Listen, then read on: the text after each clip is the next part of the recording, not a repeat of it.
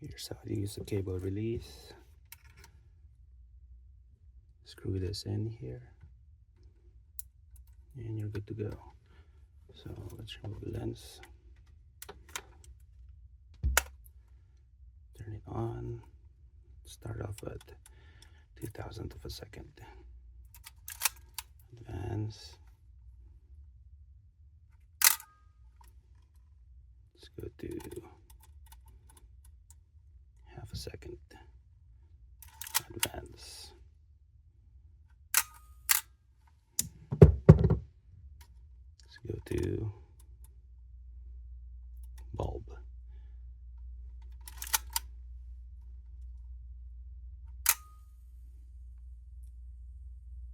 stays open until you release this.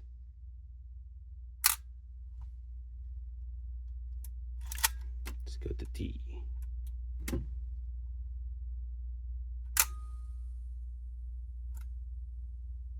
Stays open even if you release this.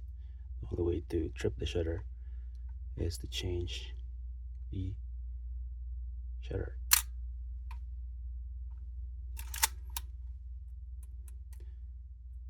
This one's for flash sync.